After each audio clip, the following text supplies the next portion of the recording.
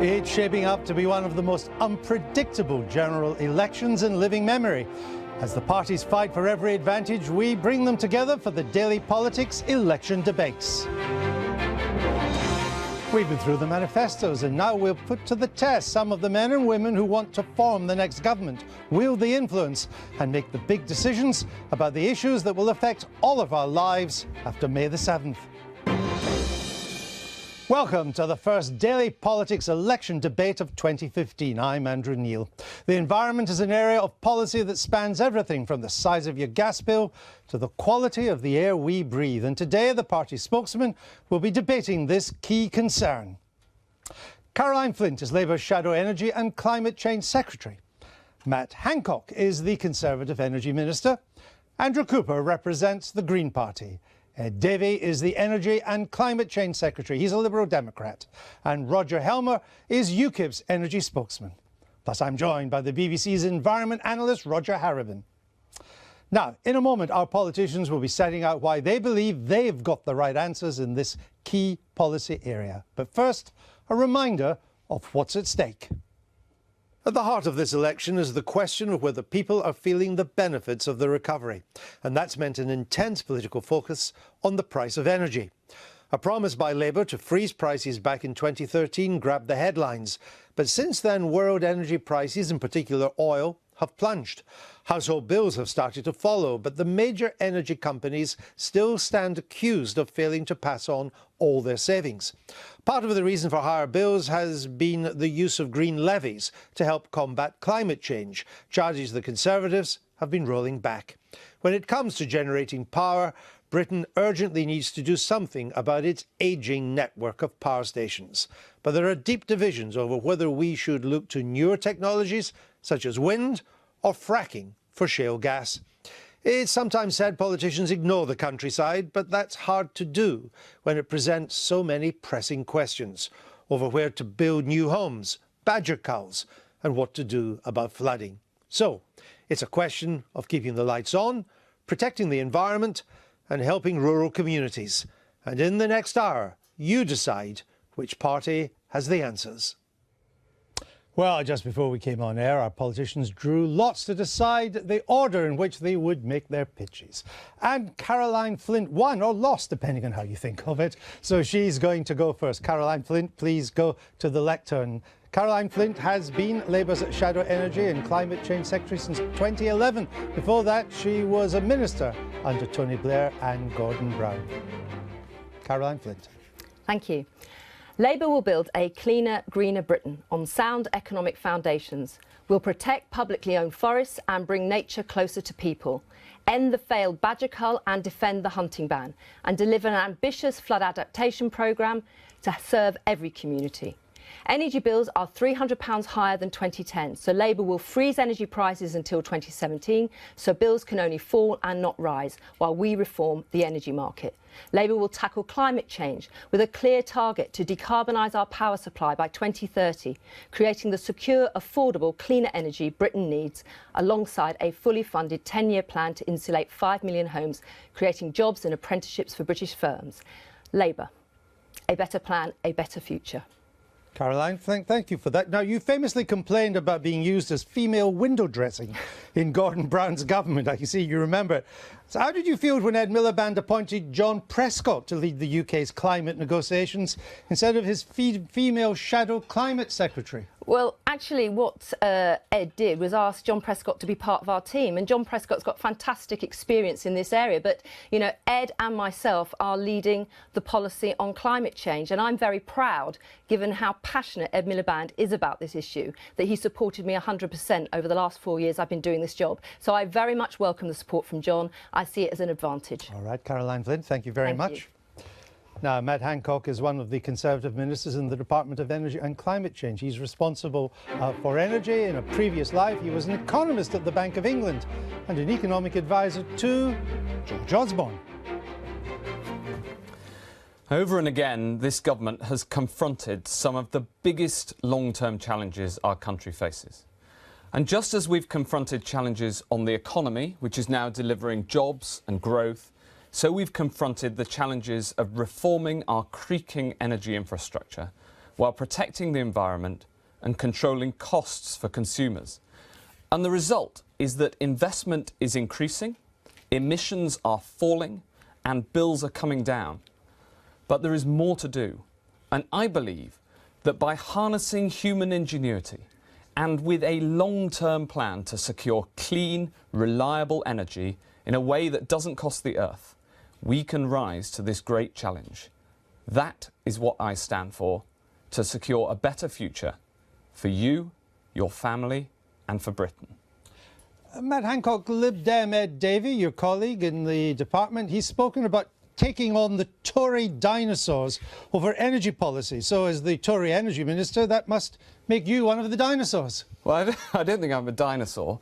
In fact, we've worked closely together in the coalition on energy policy, and we've had successes, and bills are starting to fall, and we've made the market more competitive. But ultimately, we need a long-term solution to these challenges, and that means getting the investment we need, but also doing it in a way that meets our international climate obligations, but does it in a way that reduces costs. And that's what we've been working on together. Matt Hancock, thank you very much. Andrew Cooper is the Green Party spokesman on energy. He's hoping to be elected as an MP. But he was once named one of the UK's top environmental journalists by The Independent on Sunday. Andrew Cooper. We will take power back from the big six energy providers and create an energy-generating democracy where people and communities generate their own heat and power from renewable sources. We will end the misery of cold homes and fuel poverty for millions through a mass insulation programme.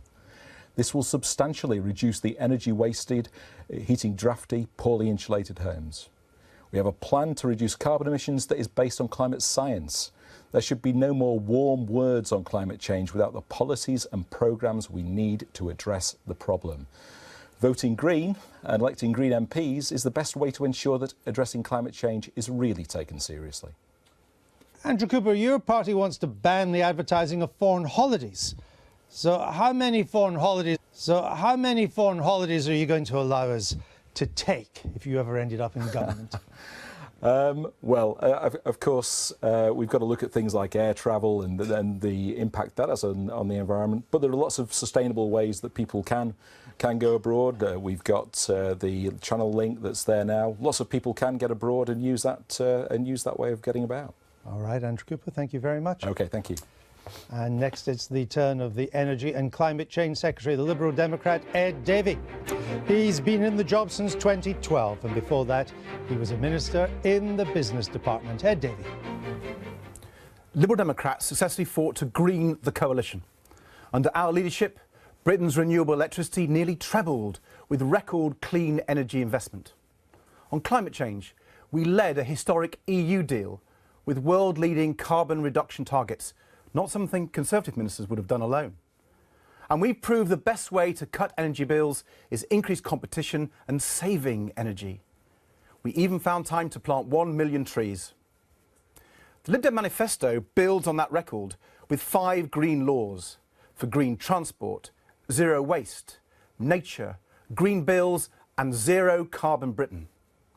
From cleaner air to warmer homes, our policies are good for your health, your pocket and your planet. Thank you. Now, Ed Davey, you've travelled 100,000 miles by air since you took office. That's 4 times round the world. It's an Al Gore-sized carbon footprint. Is that a case of do as I say, not as I do? No, because climate change is international. You have to work with other countries. I've negotiated with the Americans, the Chinese, the Indians, as well as across Europe. And if you're going to get the global deal that we desperately need on climate change, being discussed in Paris this year, critical set of negotiations, you have to work with other countries, and that does mean travelling. OK, Davey, thank you. And finally, Roger Helmer is UKIP spokesman on energy and industry. He's one of the party's MEPs. He came second in the New York by-election last year. Our current UK energy policy is a disaster. Gross overinvestment in expensive and intermittent renewables has pushed up energy prices, forcing households and pensioners into fuel poverty. Energy prices are undermining industrial competitiveness. Energy-intensive industries like steel, aluminium, chemicals, glass, cement, petroleum refining are closing plants and moving their jobs and investment out of the UK and the EU altogether. More than a third of Europe's aluminium smelting capacity has closed in the last 7 years. So imports increase and our balance of payments suffers. Often these industries go to jurisdictions with lower environmental standards, leading to higher emissions. Davey presides over an energy policy which undermines the British economy while arguably increasing global emissions. UKIP will stop this nonsense and deliver secure and affordable energy based on coal, gas and nuclear. Roger Helmer, you once tweeted that the Badger cull would, quote, bring down the exorbitant price of shaving brushes. Was that the main reason for UKIP's support of the cull? Not at all. And I'm distressed at the way that our opponents don't seem to have any kind of sense of humour. Every time I've attempted some sort of joke, it's picked up as though it had been intended seriously. Of course it wasn't.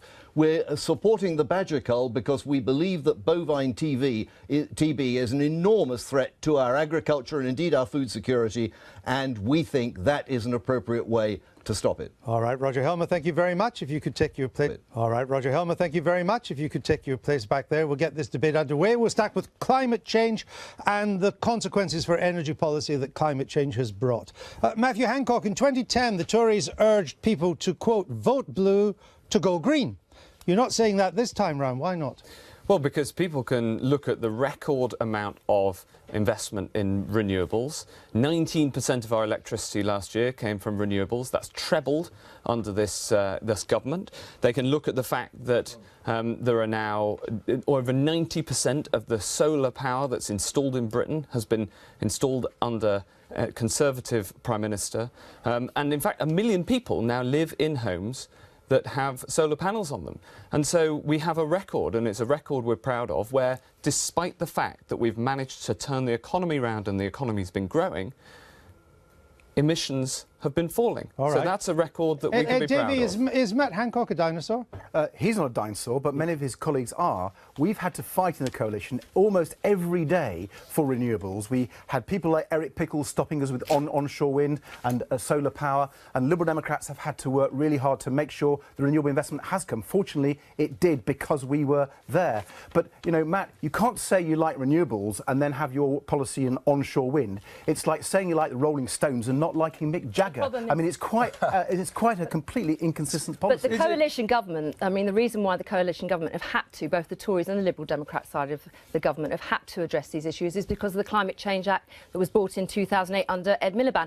I'm very proud that actually only 5 MPs voted against that, in the sense of it showed what a majority of support there was in Parliament to set the way forward for the direction of travel for having renewables. And what we've had is this back and forth between the two sides of the coalition, which has undermined our credibility. And there is nothing in the Conservative manifesto around taking out carbon from our power supply that can help provide the certainty for jobs and investment going forward, but also cleaning up our power supply. The reality of this is that there are only 2 countries in the whole of Europe who produce less renewable energy than the UK, and that's Malta and Luxembourg.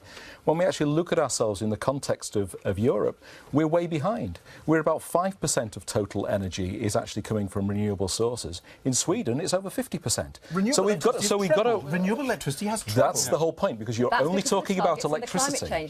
You're only talking about electricity. You're avoiding heat. No, we're not. You are avoiding heat. We've got the world's first ever heat incentive. When our heat policies now with heat networks and so on are really taking off. Let me just give you, had nothing on heat. You have signed up. That's not true. As all of you have, I think, except probably UKIP, you've all signed up to a renewable target, not just in electricity, but all energy has to be renewable, 15% by 2020. It's only 5 years ago, but in fact, you've only reached 5%. You're not going to hit 15, are you? We are on target. Renewable electricity. You've only got 5%. Hold on, let me finish. Renewable electricity has nearly trebled under this government. It's going to beat the target we set for renewable electricity in 2020. The energy legislation, and heat and heat and transport have been slower. That is The reason true, why- but they are now coming on much But faster. a lot of the plant, in terms of renewable energy, were conceived and thought about under the last Labour government. Yes, they've come online under the coalition government. I accept that, but the planning for them started before that. And actually, had a the rate of record year last investment, year. It was the rate of last year was the investment in record year. renewables, the Environment Audit Committee of the House of Commons